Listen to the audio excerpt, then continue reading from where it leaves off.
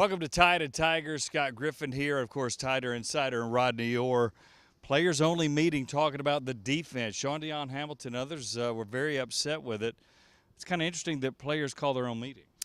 Yeah, I think one thing, Scott, you have a lot of new players, a lot of busted assignments this past week. You could see a lot of those from the press box as they happened. And I think one thing about it is, as Coach Saban said, it's not about panicking. I think it's just everyone trying to get on the same page. All right, let's hear from the players and see what they had to say about it. It's built in here. It's understood here. I mean, we hold ourselves to a higher standard, and that's what's made this program what it is so far. I mean, guys before us, we owe it to them to bust our butts and do our jobs and pretty much not let anybody score because that's what they pride themselves on, and that's what we need to pride ourselves on. Now, the players seem to think there's an issue. You and I kind of pointed to injuries, but beyond injuries, is there any issues right now defensively? Well, I think the biggest thing is inexperience. We've talked about that. You lost 7 players last year from that defense that was maybe one of the best in history at Alabama for sure. And then all of a sudden with the injuries, you have to replace those guys who were replacement players with guys down the pecking order a little bit. So, you've even got more inexperience now. So, obviously, the lack of continuity and the lack of experience, and I think all of those things contribute to what we've seen so far. Sometimes guys were out of place Saturday. You and I saw that, but that may be what you're talking about, inexperience. Here's how Nick Saban saw it.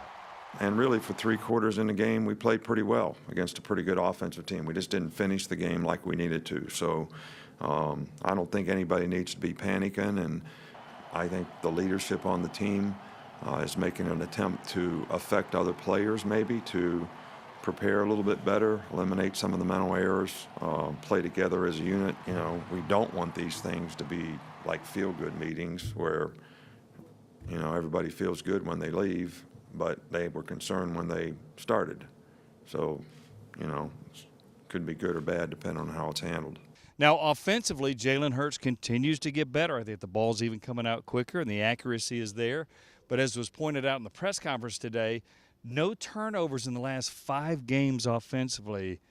You can do a lot of things when you do that. I think of all the criticisms, if you want to call them criticisms, I don't think it's wrong to point out areas that you need to improve and necessarily call them criticisms. But one thing that you do have to give Jalen Hurts a lot of credit for, he struggled at times last year turning the ball over, silly interceptions, fumbles, carrying the ball loosely, whatever it might have been, not protecting the ball well.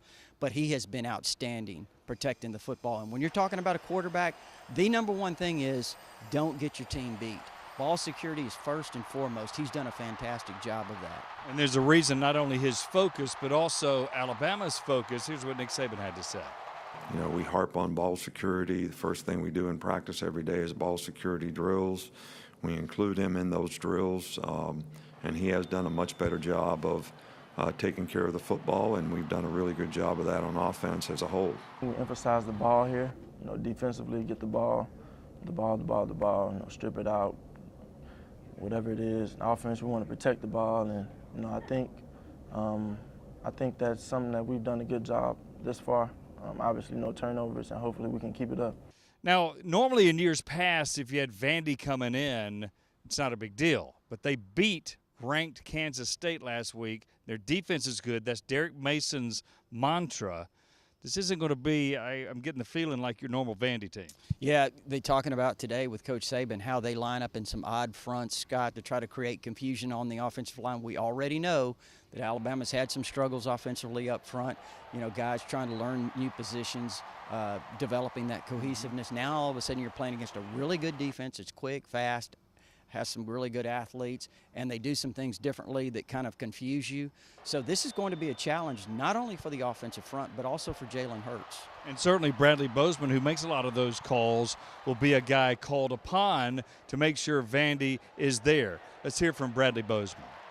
I have to be clear with my communication. We have to know what they're going to do. We have to know some of their keys and different things like that. But for the most part, it's about the entire offensive line play, the whole offense's play. So it's creating confusion to some degree, but also they do a good job from a schematic standpoint of being able to attack you out of those things and get pressure, and they've got some really good players to do it. All right, we just took a look at practice. A lot of guys back at the practice field. I thought all three that we were focused on moved pretty good. Yeah. Didn't see Rashawn Evans initially, but he was working with the inside linebackers. Eventually we did find him and did seem to be moving well. And, that does not mean that on third down passing situations that he might not work outside, but he was working with the inside backers today. Dylan Moses looked really good. Of course, he was out last week, did not dress for this particular game last week against Colorado State. And outside, Anthony Jennings, did watch him, Scott.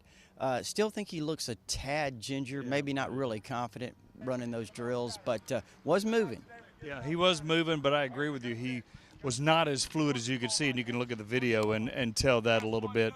Tough week to get ready, but good to have those guys back. Should make a difference, but I don't know as we wrap up how much playing time we're going to expect from those guys right now. Yeah, I think it's still hard to say. Even Nick Saban had said in the press conference that he wasn't really sure how much. But it is Monday. They've got a few days, obviously, to still get better and recuperate, and we'll see.